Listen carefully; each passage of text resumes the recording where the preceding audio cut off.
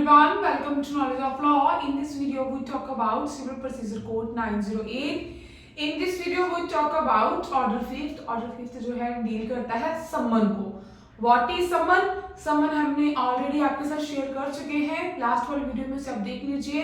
अगर आपने पहले की वीडियो को वॉच किया है तो वेल एंड गुड. अगर आपने पहले की वीडियो को वॉच नहीं किया तो guys please for the concept clarity video को वॉच कर लीजिए. सम्मन क्या होता है भाई? सम्मन होता है कि जब कोई भी पर्सन, मान लीजिए ये ए है और ये इसका फ्रेंड बी, सी, ई, एफ, जी, एच एक्सेट्रा, ठीक, इनके अगेंस्ट ए ने कोई सूट फाइल किया है, ठीक. तो ये जिसने सूट फाइल किया है वो क्या होता है? प्लेंटिफ.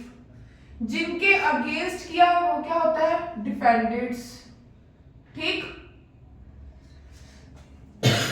भाई यहां पर मैंने स्लैश डाला है ऐसा, ठीक है, डिफेंडेंट्स है, ठीक. तो अब भी इसने एक प्लेट बनाई, सूट तैयार किया. आपने पहले की वीडियो देखोगे इसमें आपको पता चल जाएगा, ठीक. इसका जो भी इसके लिए मान लो इसने कोई भी सूट फाइल किया, ठीक, वो आ गया. ये क्या है भाई? प्लेट, ठीक. जो जो इसके इश्यूज है उसने यहाँ पर इसने लिख दिए पूरे पूरे प्लेट में, ठीक. अभी इन लोगों को कैसे पता चलेगा? थ्रू दी सम्मन. कोर्ट इन सबको सम्मन भेजेगी, ठीक.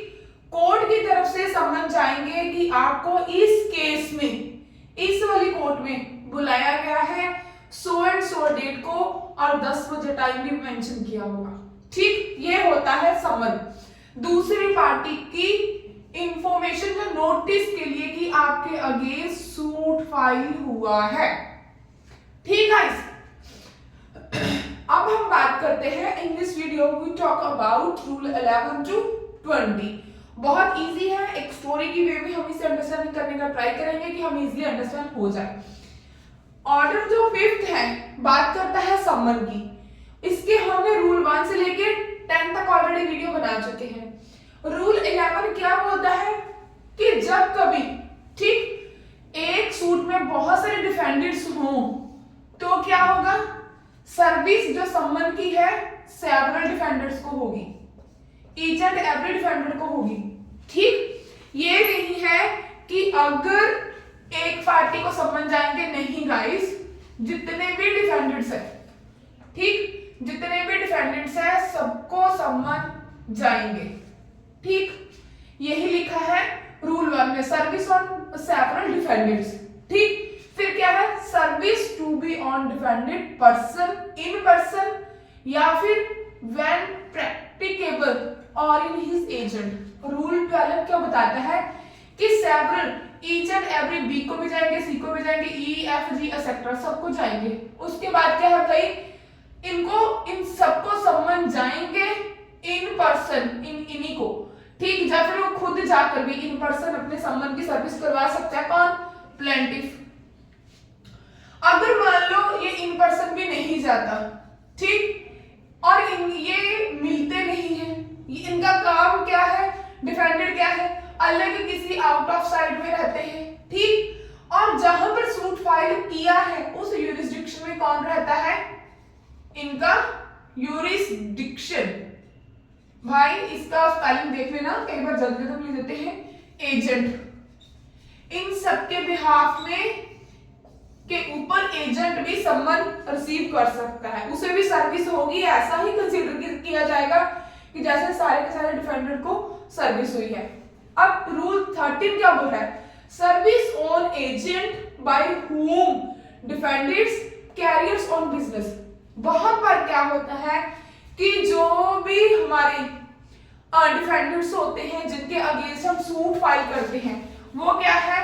दूसरी जगह पर रहते हैं, ठीक, आउट ऑफ द यूरिसडिक्शन. तो अब हम क्या करेंगे?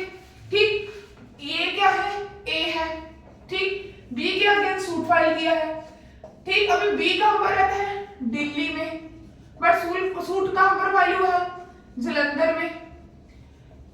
बी काम कहां करता था? जलंधर में. ये दिल्ली कभी कभी जाता है, बीच में जाता है, और जलंधर में भी इसका बिजनेस चलता है.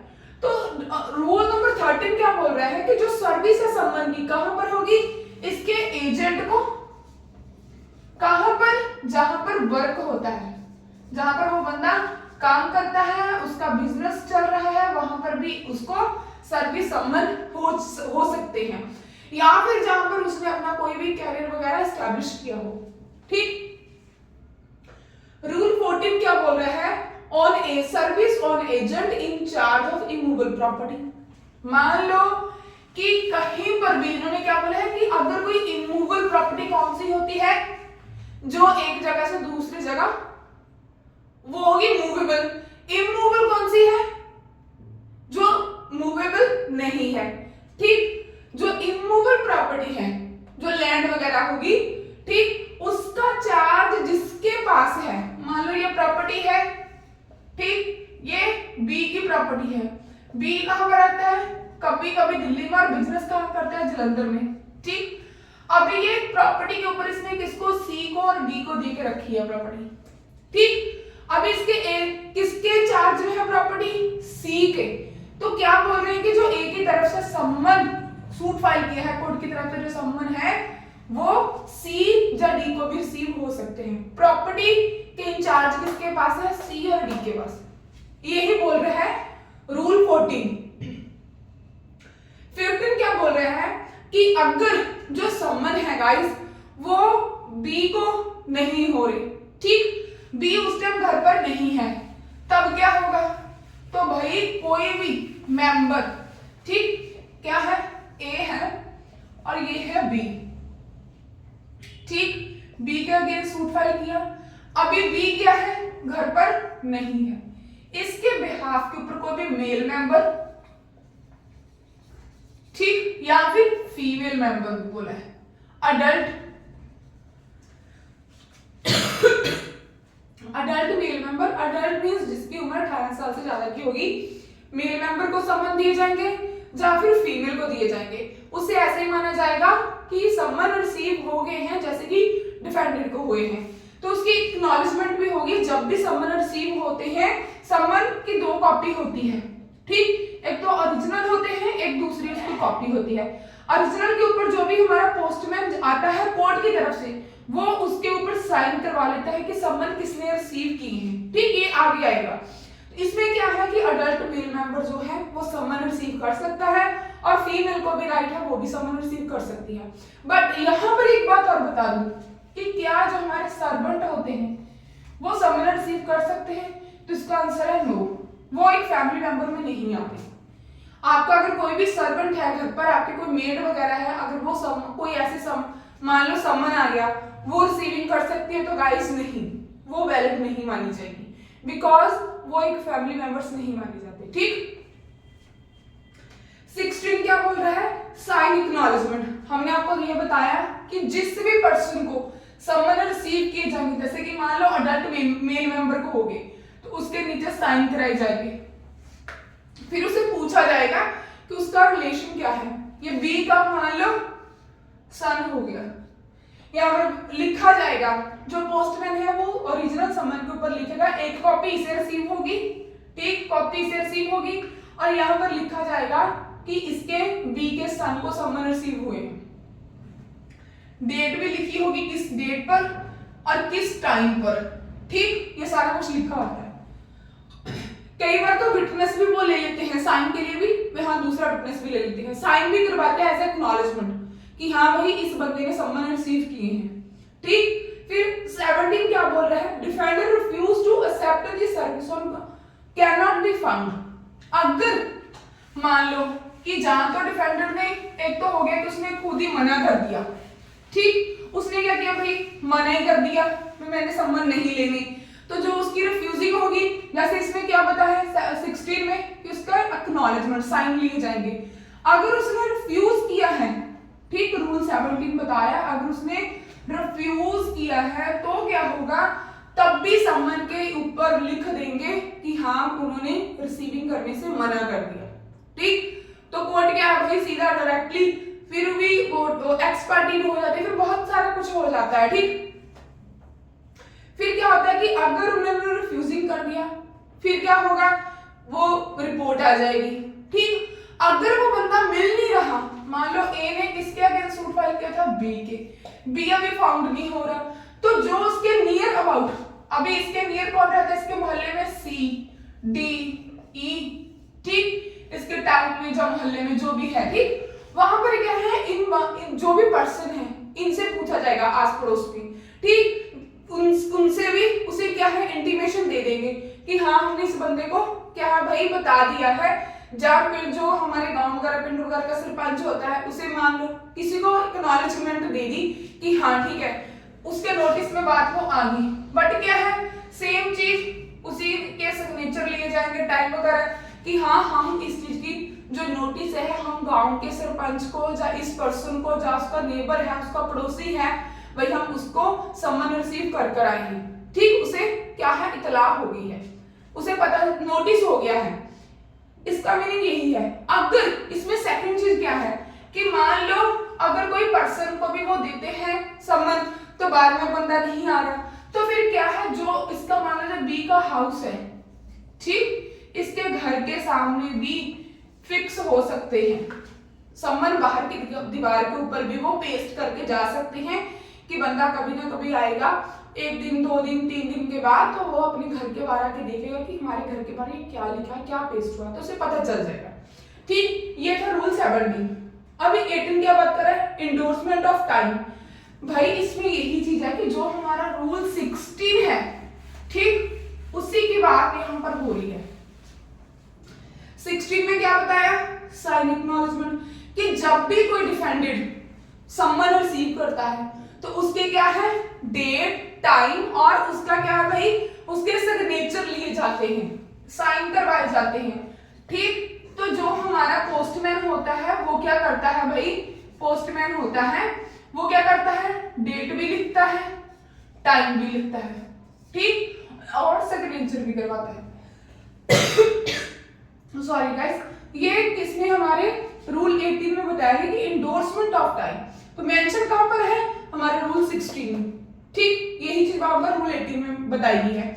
अगर हम बात करें एग्जामिनेशन ऑफ सर्विसिंग ऑफिसर की, तो इसमें बात की गई है कि अगर जो हमारा पोस्टमैन है, ठीक, अगर उसने जो भी सम्मन वगैरह रिसीव किए दूसरी पार्टी को, जैसे कि मान लो ये ए है, बी को क्या है सम्मन रिसीव हुए हैं, ठीक, कैसे सम्मन रिसीव करके आया, वो मिला या नहीं मिला, किसको सम्मन दे के आया, उसके नेबर को या फिर गांव के सरपंच को, या घर के बाहर वो फिक्स करके आया है कॉपी, ये क्या है कि एफिडेविट के थ्रू, या फिर वैसे उसे किया है तो मतलब सौंप चुका के भी उसे पूछा जाएगा कि हाँ आप कैसे सर्विस करके आए हो, जहां उसी कोड के द्वारा या फिर जो जैसे भी कोड डायरेक्शन है दूसरी कोड के द्वारा, ठीक, ये था रूल 19।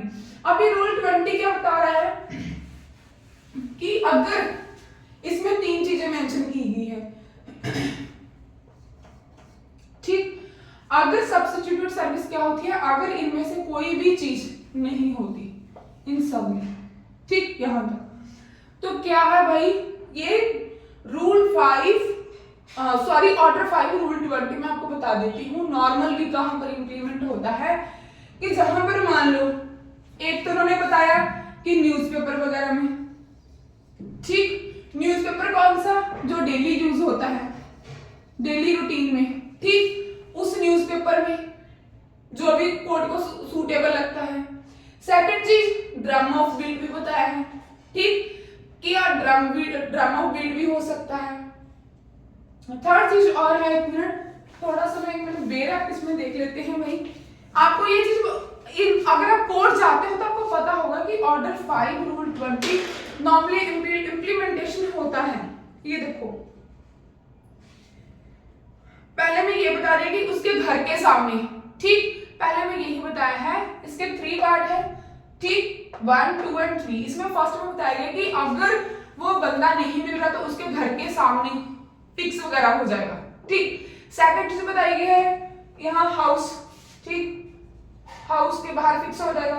थर्ड में सेकंड में बताया है न्यूज़पेपर, ठीक। थर्ड में क्या है भाई effective substitute service code effect is defended personally जाके भी सम्मन हो सकते हैं।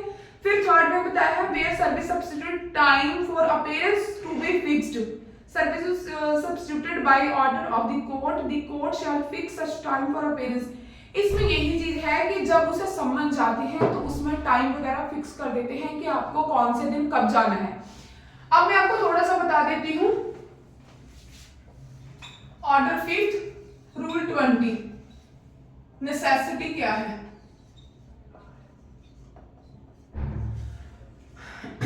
अभी रेगुलरिटी में बता रही हूं कि रेगुलर टाइम पीरियड में क्या हो रहा है, ठीक है।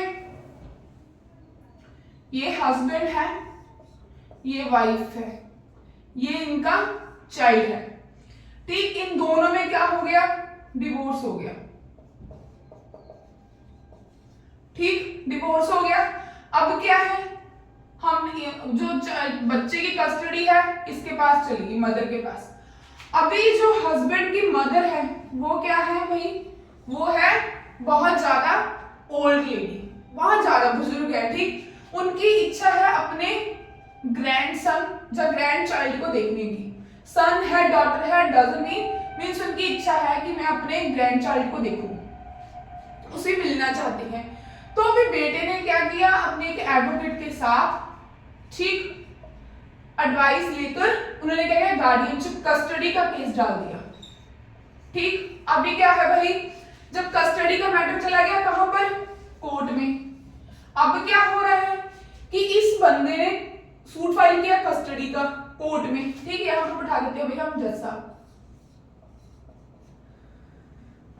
अभी वाइफ को एक बार सम्मन गए, ठीक, सम्मन गए। अभी क्या हुआ, वाइफ नहीं आई, ठीक। मान लो उन्होंने क्या बोला कि भाई मुझे उस एड्रेस क्या है कि वहां पर मिले नहीं, ठीक, मिले नहीं। सेकंड बार गए तो वो बोले ये एड्रेस सही नहीं है, ठीक। जब उन्होंने बोला एड्रेस सही नहीं है, ठीक, तो क्या करते हैं, कोर्ट में आकर बोला कि भाई एड्रेस सही नहीं है। तो फिर एडवोकेट ने क्या किया, इसी पर्सन को बताया, हस्बैंड को। हस्बैंड बोल रहा है कि भाई एड्रेस तो सेम है, ऐसी कोई बात ही नहीं, क्योंकि इसी एड्रेस पर तो मैं इनके घर पर गया था, इसी एड्रेस पर हमारी शादी हुई थी, इनका एड्रेस तो सेम है।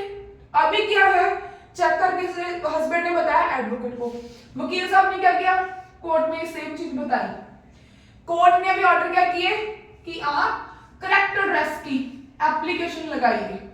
उस एप्लीकेशन में हम लोग क्या करते हैं कि दो चीजें होती हैं। अगर तो लोकल है, लोकल यूरिसडिक्शन है, मींस वहां पर क्या होती है, मुनादी। मुनादी कैसे होती है, बीट ऑफ ड्रम से, ठीक।